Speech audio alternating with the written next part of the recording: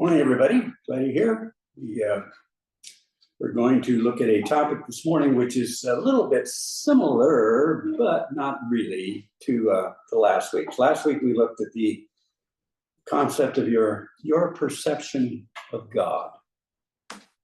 This week, I want us to look at the scenario of what happens to you and your relationship with God when the bottom falls out. Some of you know what I mean. Some of you have already, lived long enough and experienced enough in life to know what that expression means when the bottom falls out. If you have lived a charmed life up till now, and you don't know on an experiential level what that term, when the bottom falls out, means, stick around. It'll come at some point. When it does, how do you react? There's no other spot that I could find that is more suited to this type of a subject than that of the book of Job. Obviously. Job is very, very unique in the sense, and I'm talking about the book itself. It's unique in the sense that it's not like some books, like, Matthew, Mark, Luke, and John, for instance, the Gospels. They are a recitation of the life, the times, and the sayings of Jesus. The book of Acts is exactly what the term is, the Acts of the Apostles, what the apostles did, how the early church was started and formed, how the missionaries went out and got everything going. Paul's epistles, he's basically addressing faults or problems within the church. And so he finds out that there's a problem in Corinth or Philippi or Ephesus or something, and he writes a letter. 2 chapters, 4 chapters, 6 chapters, whatever it happens to be. And he is responding to that problem or that set of circumstances that need to be addressed. You get back into Genesis, and it's the beginning of things, how things were formulated. You look at the law, Exodus, Leviticus, Numbers, and Deuteronomy, and so forth. And it's a list of laws and do's and don'ts and so forth. You get the prophecy books, nothing but prophecy. If you do this, I will do that. This is going to happen after that happens, and so forth. But Job is unique in that it is 42 chapters of basically nothing but give and take, back and forth dialogue between several people. You got Job and his initial 3 friends, and then a 4th one at the tail end pops in for 3 or 4 chapters. The first 1 and 2 chapters are basically a dialogue between Satan and God about Job and so forth. And so the whole book is a narrative, a running narrative on the subject of suffering.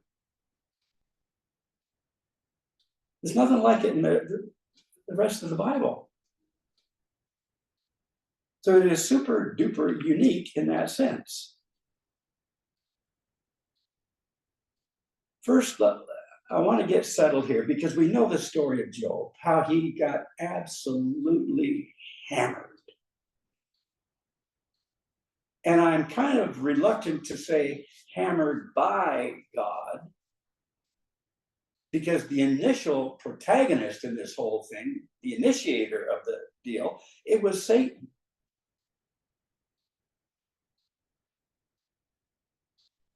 And God allowed Satan to do what he wanted to do with Job with certain restrictions. Initially, go ahead and do what you want, just don't touch his body.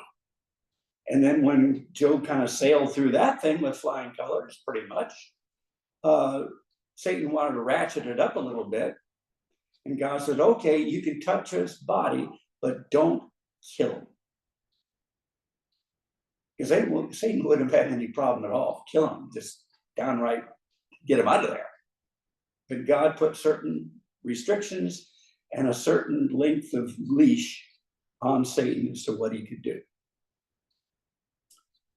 But let's look at Job for just a second from God's perspective, because we know what's going to happen to Job. And then the first question is, well, okay, if Job is such a great guy, why did God allow such bad things to happen to him? Because usually in our frame of mind, we understand the concept that if we screw up, there's a payback. If we blow it, there's a price to pay.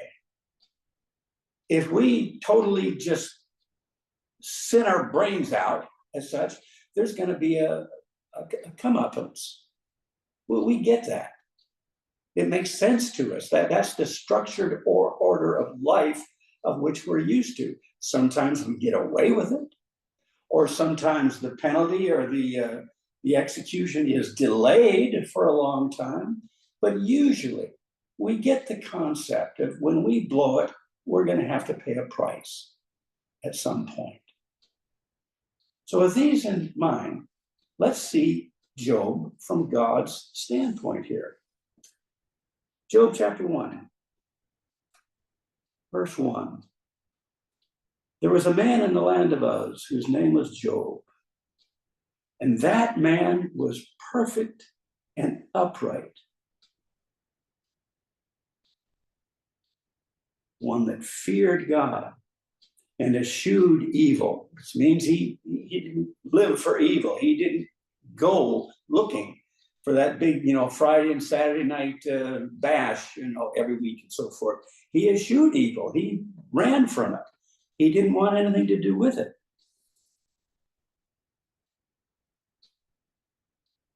So, sounds like a pretty good guy. Look at verse 8. Now, the verse 1 is probably written by whoever the author of the book was.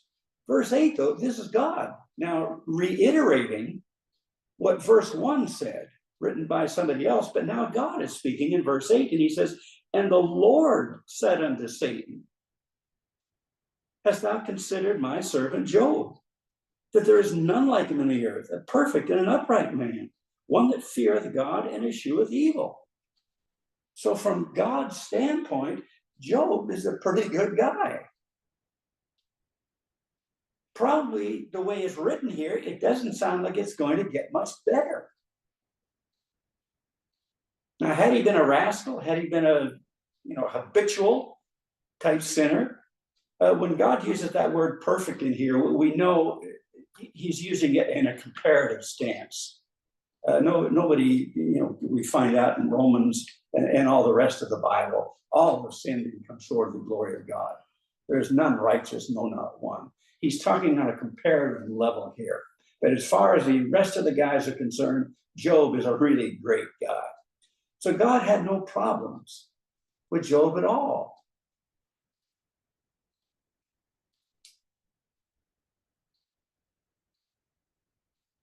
Look in chapter 27, Job.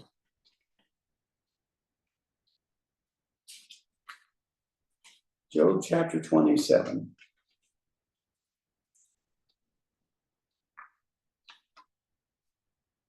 Verse 5. Job is in the process of defending himself against one of his protagonists here in this verse here. So he says to the guy, he says, God forbid that I should justify you. The guy had put him down, and Job said, I'm not going to bother to justify myself to you.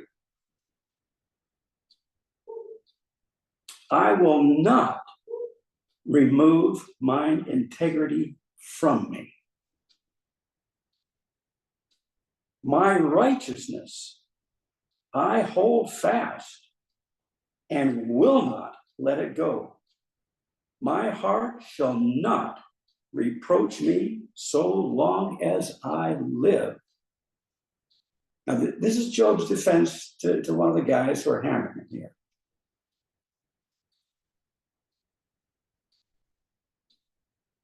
And it is amazing to me that Job, while understanding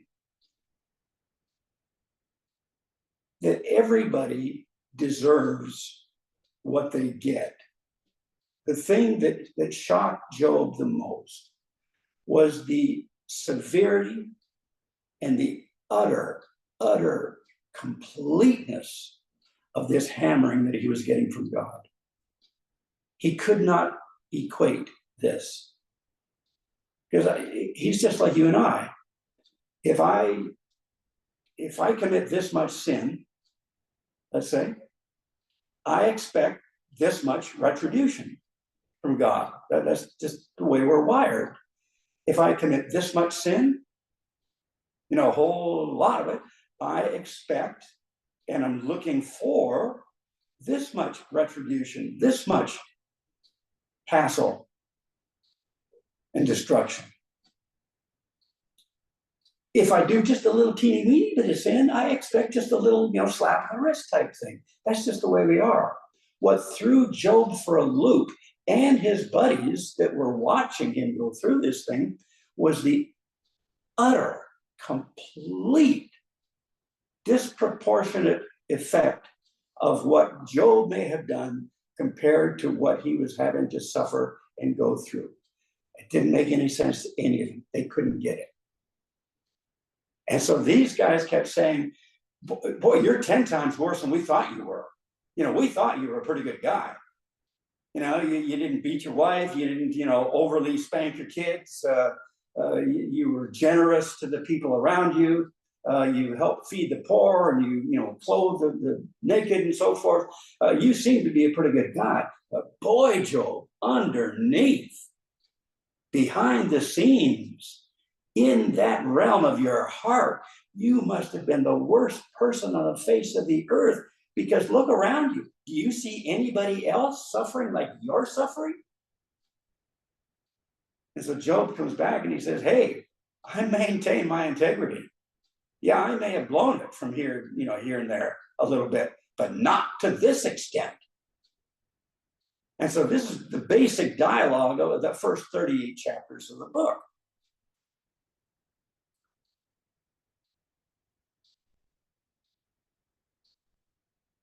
Look in Job 32.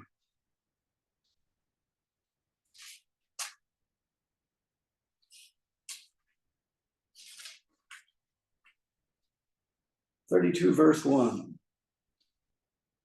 So it got to the point, it says, so these three men ceased to answer Job because he was righteous in his own eyes. They couldn't get him off this thing that, hey, Job, you're suffering because you're a sinner. Well, he would allow them, okay, I'm a sinner. I deserve this much, but I don't deserve this much. And so it got to the point, they just said, no, Fooey, we're done. We can't get to you. You're stupid as a hammer right here.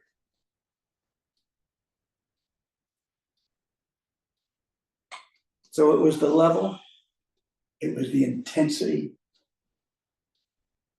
And this thing went on for months.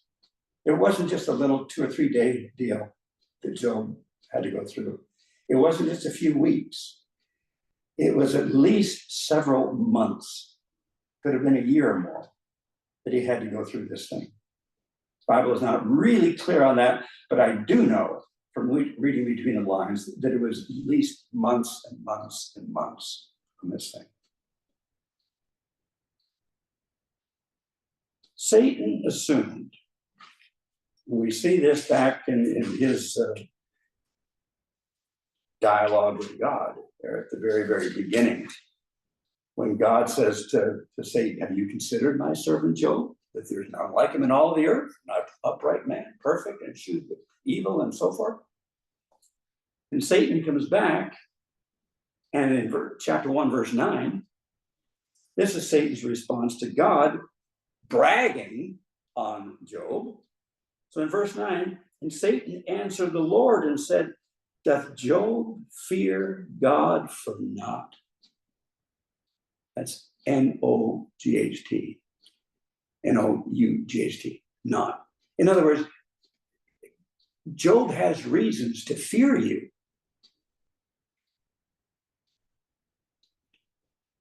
And Satan goes immediately into the negative aspect of this. It is right, it is proper to fear God.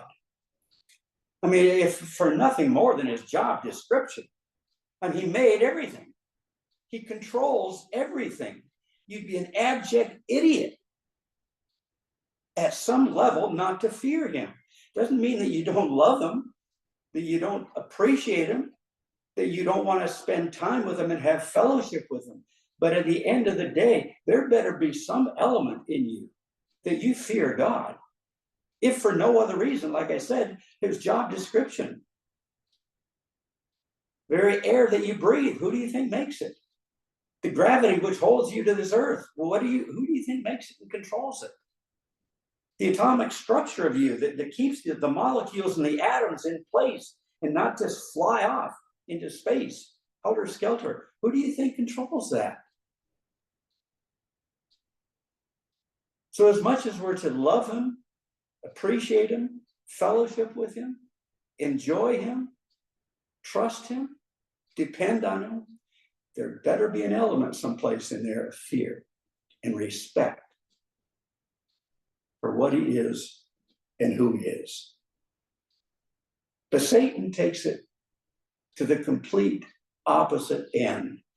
And he made it seem like Job was towing the line. Job was a good guy. Job eschewed evil.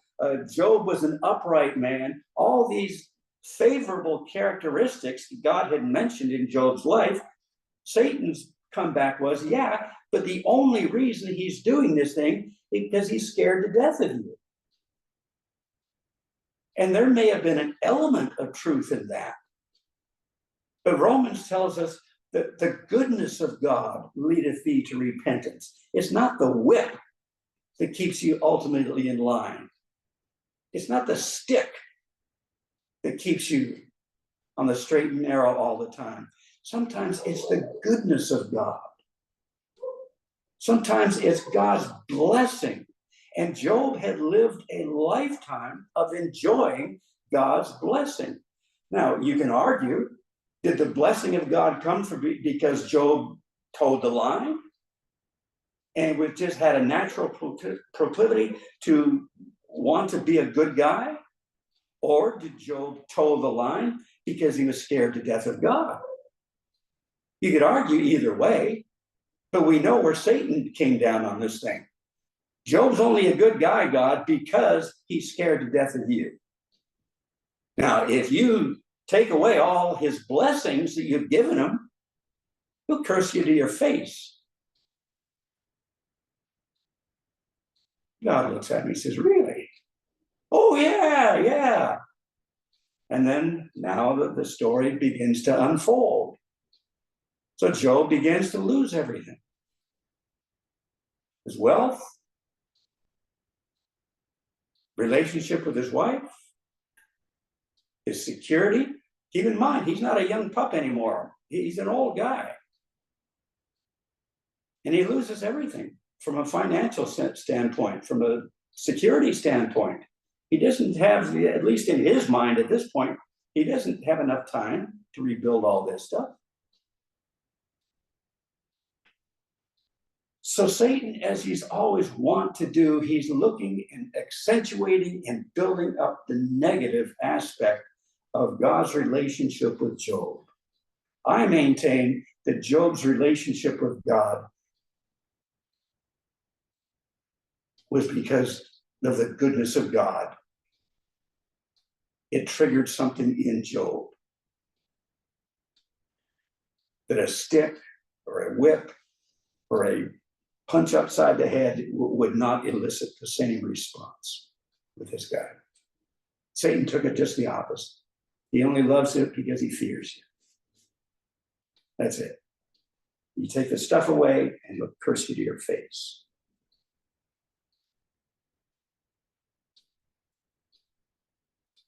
So after a lifetime of blessing from God, Job has a certain mindset that carries him through the rest of his life. It is strange to notice that his wife has a completely different take on what's happening. Now, I don't know what age, him and his wife got married. Probably, mid-teens, late teens, something like that. And he's an old man now, so they probably had, 30, 40, 50 years together at this point. They both went through the same life experiences. They both saw their wealth grow, their income grow, their security grow, and whatever little mishaps or bumps in the road that came along just in the course of life itself, they both experienced the same things. They were a team. So whether it be the blessings of God, both experienced it.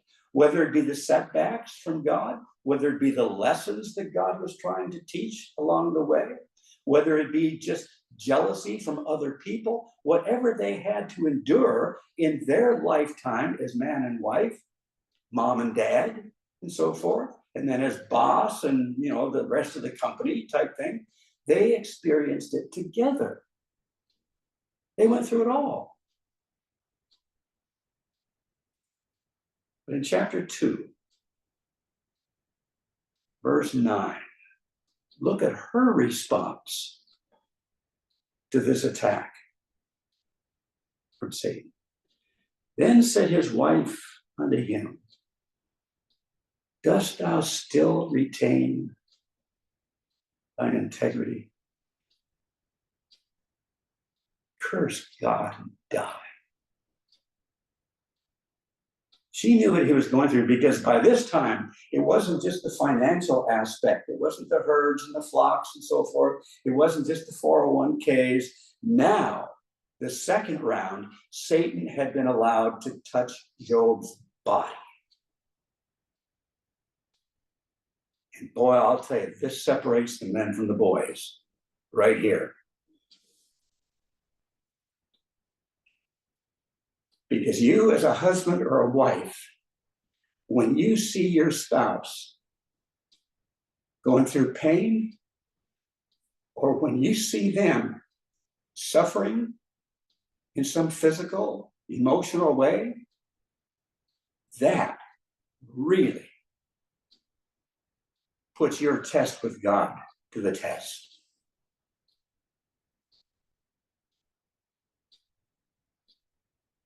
I say nothing touches me without it passes first through the filter of God's love. So far in life, I get little hits and hiccups and bumps and setbacks and so forth, but for the most part, I think I've gone through this last couple of years fairly good. There's a few days here and there, I might get bummed out and a little bit depressed and a little bit, sad and so forth, but they only last for a day or two, and then boom, it's over. That's okay. And during that period of time, I can feel, spiritually, a dip in my relationship. But I'll tell you, it is nothing. It is nothing compared to when I see my wife go through stuff.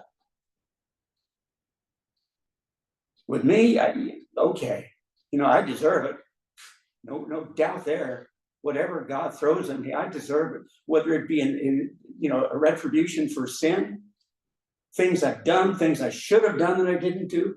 Okay, I can get my head around that. If he's trying to teach me something, and the only way he can teach me is to, throw me on my back, for 6 weeks, or, you can't do this, or you can't do that, or split my chest open and do something. Okay, I can get my head around that, because it's me.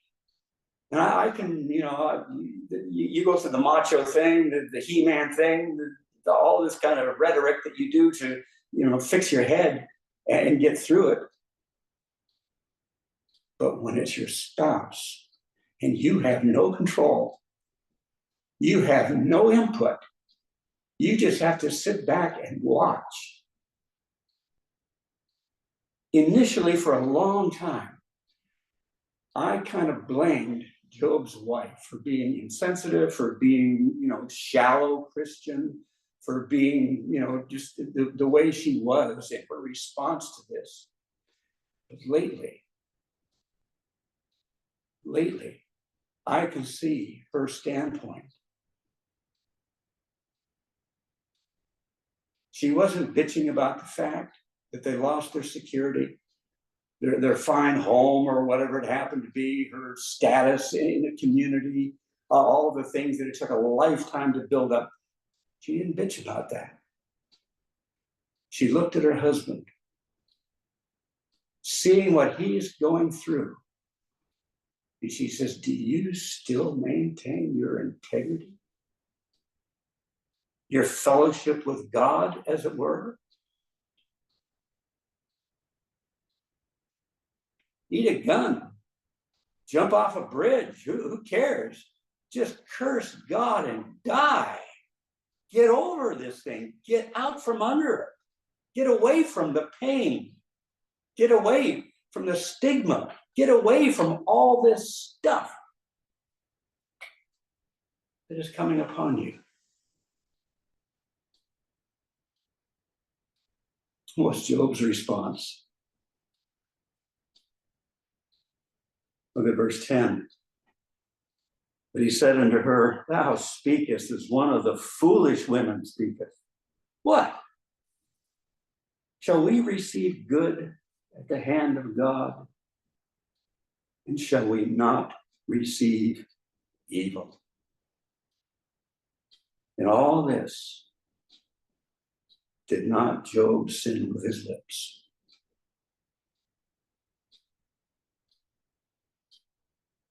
He understood the concept of sin and punishment. He understood this, the prospect or the law of reaping and sowing. He got it.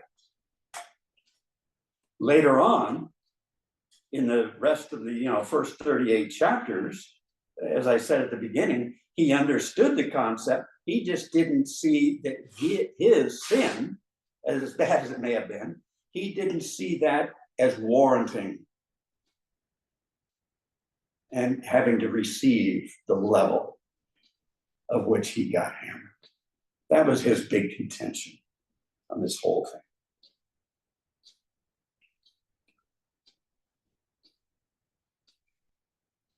So I don't really criticize his wife as much as I used to, because she was in a very, very untenable situation in that she's watching her spouse go through things the likes of which she'd never seen anybody else go through. And she could do nothing to help. She was totally helpless. And that despair, that feeling of just total uselessness, sometimes it can overwhelm you. And sometimes that will define you as a person, how you get through that. And I'm sure that we all know, or we've heard of, people who have been in this type of a situation, that they have literally turned their backs on God and walked away. I know people in my immediate family, I mean, my kids and so forth, immediate family, who have lost little babies.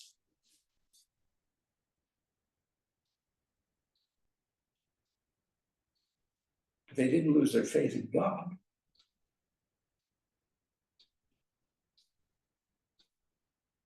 I know people in my immediate family group who have gone through just unbelievable things. And they haven't lost their faith in God. How do we attribute that? Because some people, if God takes away a child, or if God allows somebody to get into a catastrophic wreck, I mean, we're talking like losing limbs or something like that, or God allows somebody to suffer a stroke, And now they're just basically a drooling vegetable sitting in a wheelchair in the corner of the house or laying in a bed for the next 30 years. How do we reconcile that in our hearts and in our minds with a loving God? The heart thing is the easiest one to come to. We can find enough verses in there to kind of ease that pain a little bit, or at least understand it a little teeny bit. But it's the head part that's hard for us to get our minds around. Why God would allow this, why God would let this happen.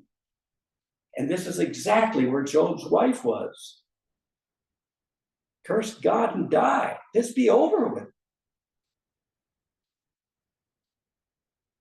So like I said, I don't blame her like I used to. But I'm sure all of us know of people who have turned their backs on God because he took a child, or because a loved one suffered with a stroke or a catastrophic accident that would take a limb or something to that extent. And they can't reconcile that with a loving God, at least their perception of a loving God. And so it doesn't make any sense. Satan comes in at that point and he accentuates the fear aspect of God. He builds that up. Well, who wants to serve a fearful God? Who wants to serve a vengeful God?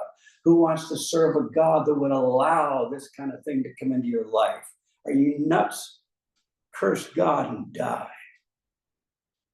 Or better yet, just turn your back and walk away.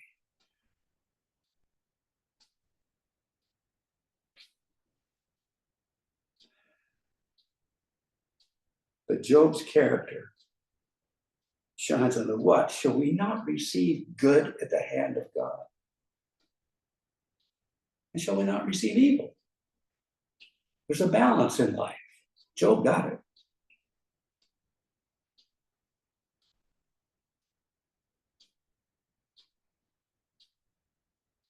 Look in chapter 23. Job 23.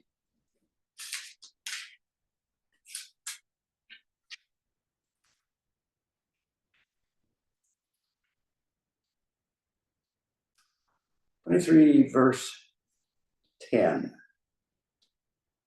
Watch this little gem that he pops out with. But he knoweth the way that I take. When he hath tried me, I shall come forth as gold. Now we're in the middle of this dialogue here. We've got another 15 chapters or so to go of this give and take back and forth between Job and his buddies and so forth before God just can't take it anymore. He steps in and stops this fiasco. But Job, even in this, he can't understand why he's going through it. He can't understand the level of which he's going through it. He can't understand the totality of which he's going through this. But he knows intuitively and instinctively somehow, in spite of all this, he knows that this is a test. And when he gets done with this test, he's going to come forth as gold. Look at chapter 13.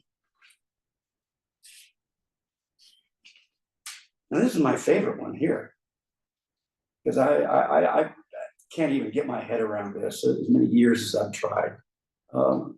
This level of trust, this level of obedience, this level of acquiescence is in a whole different plane than I am. Job 13, verse 15. Though he slay me, yet will I trust him. It doesn't get any higher than that. It doesn't get any better than that. He's not saying, oh yeah, if he takes away all my money, I can make more money down the line. No problem. I got an ace in the hole here. Oh no, if he takes my health away for a period of time, hey, I can bounce back, or at least I go to rehab and figure out how to, get through this thing. Yeah, it'll be all good in the end. No, no, no. He went right for the heart of this thing. He went for the jugular vein. Though he slay me, that's kill me. Though he kill me, yet will I trust him.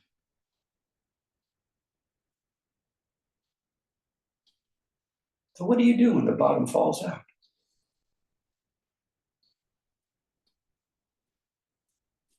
Are you like Job's wife?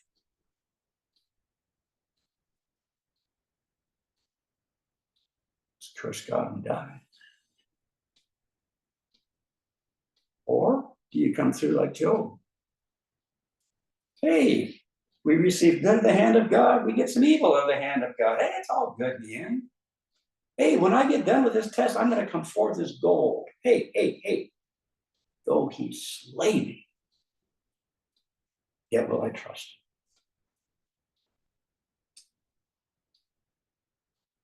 him. At the end of this book, the consensus is, because God really, really put down, he nailed these three so-called buddies of Job, who just jumped to the fact that Job was such a rotten scoundrel. He had been living a double life and fooling everybody, and now God finally caught up with him, and now he's getting what he really deserved, and so forth. And these guys have some really great things saying in all this. Their comebacks to Job and so forth, and their reasons why Job is such a lousy guy and so forth, and how God is such a great God. These are great things that they say.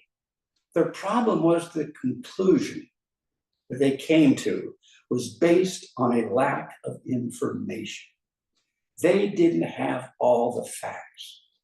They saw Job getting hammered, and they came and jumped to a conclusion. Well, the reason he's getting hammered is because A, B, and C.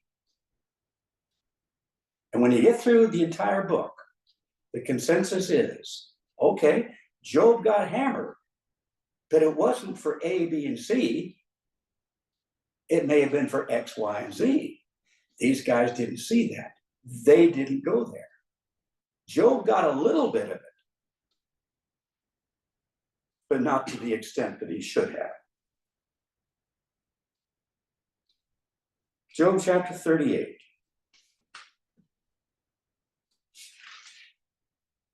This is where God finally steps in. He puts an end to this charade. He can't take it any longer. Job 38.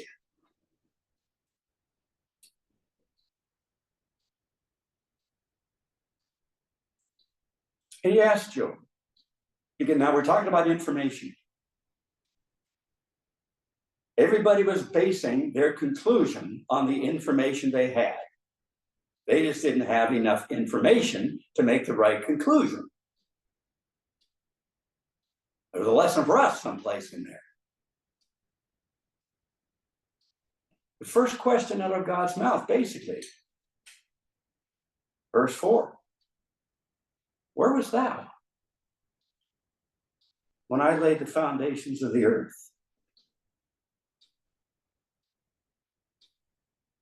Simple question. Where were you when I laid the foundations of the earth? You got a little lack of information there, Job? You weren't there to watch me lay the foundations of the earth? You didn't know what it took for me to make the earth?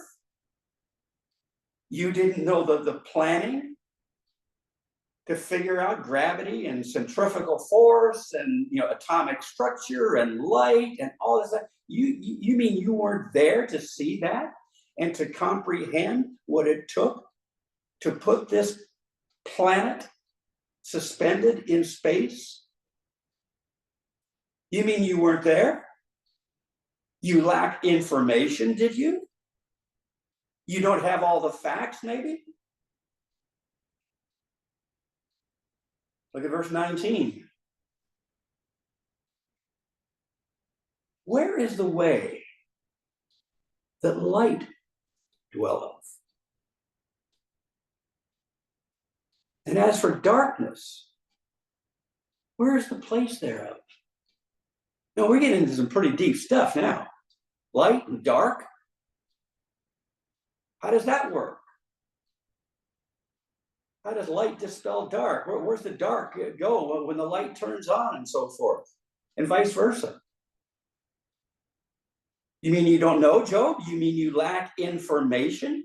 And yet you are presuming to get mad at me for doing these things to you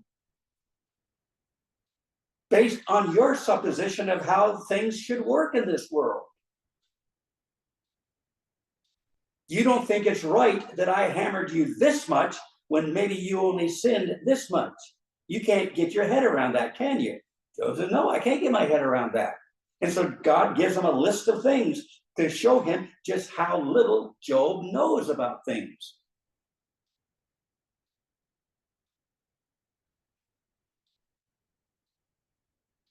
Verse 22.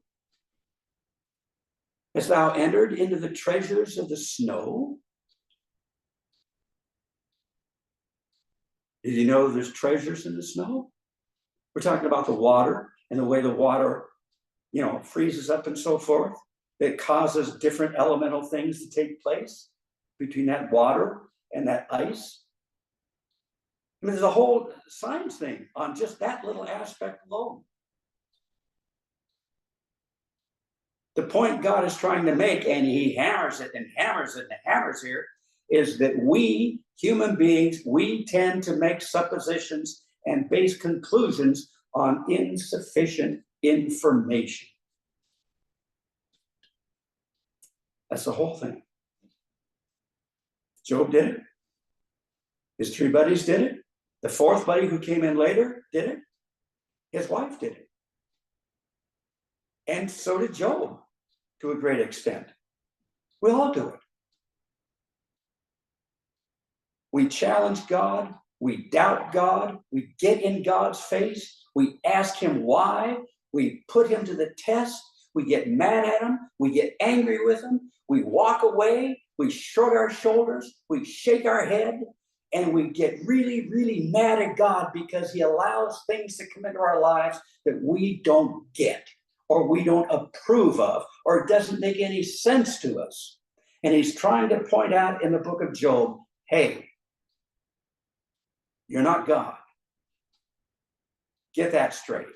Number one, I can do whatever I feel like doing. If you think it's unjust, if you think it's unfair, if you don't think it's right, I don't care. I'm God. I can do it.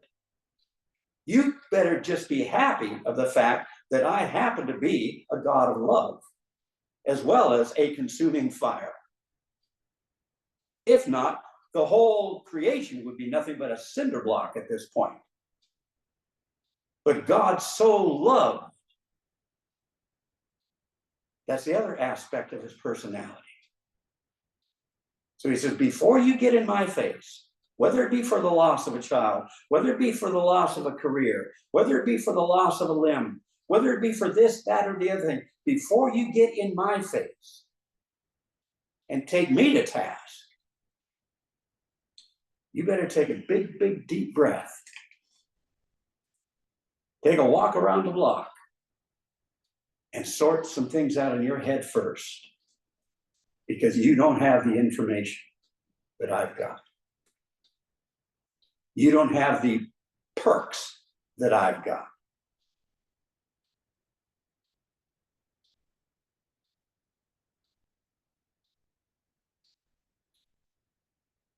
Job chapter 40,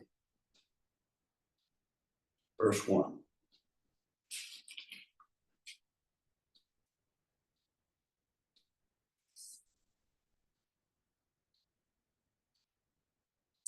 Verse 3.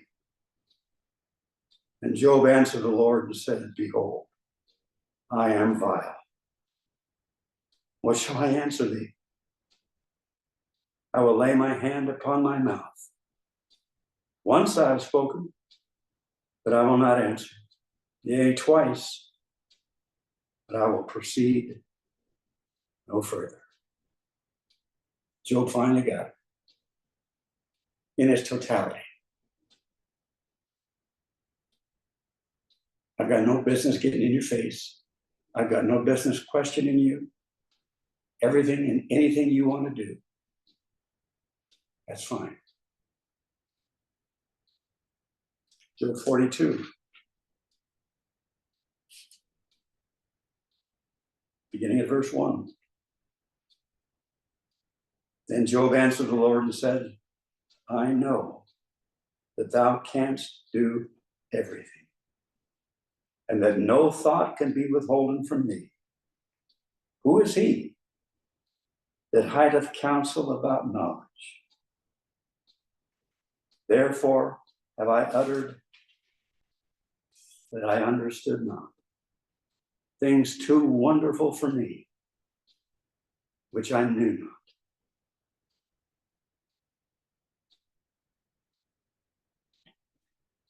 In other words, I just yapped my mouth off before my brain got engaged.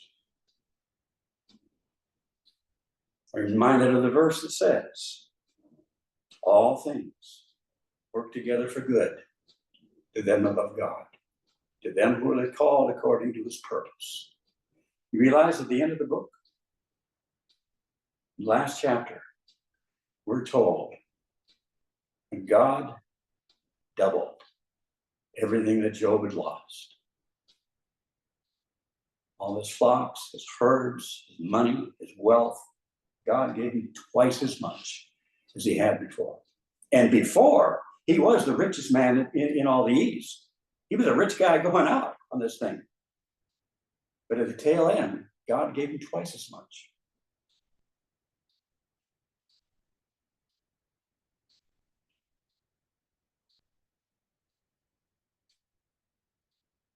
Heavenly Father,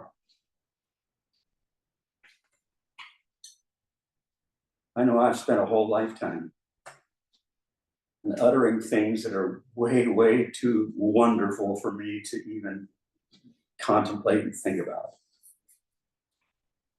My mouth has gotten me in more trouble than I can shake a stick at. The conclusions that I am prone to jump to, the conclusions that I come to without sufficient knowledge, the things that I suppose should be in such an order, the way that I think that things should turn out. It seems that, when I'm itemizing this thing now and going through my own mental checklist on a personal level, good grief. I'm amazed that you haven't just blotted me out at this point. I wonder how much damage I've done, thinking that I'm doing good and yet just blathering and blithering on here like an idiot. So at the end of the day, Father, I can just stand with Job and say, these things are just way beyond my pay grade.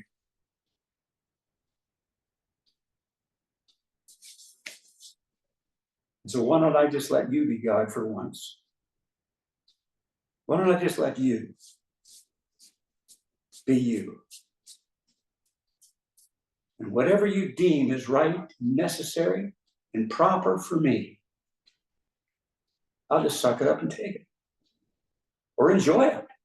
Maybe it's a bunch of good things.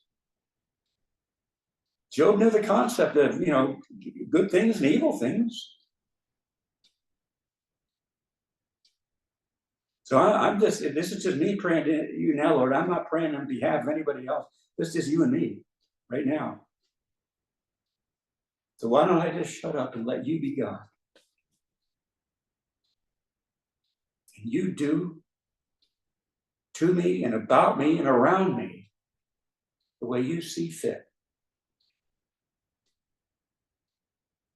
And I'll do my very, very best to suck it up, and to take it, and to relish in the hope and in the promise that at the other end, that hopefully I can come forth and shine as gold. that regardless of how far it goes, that with my last breath, I could say, though he slay me, yet will I trust him. In Jesus' name.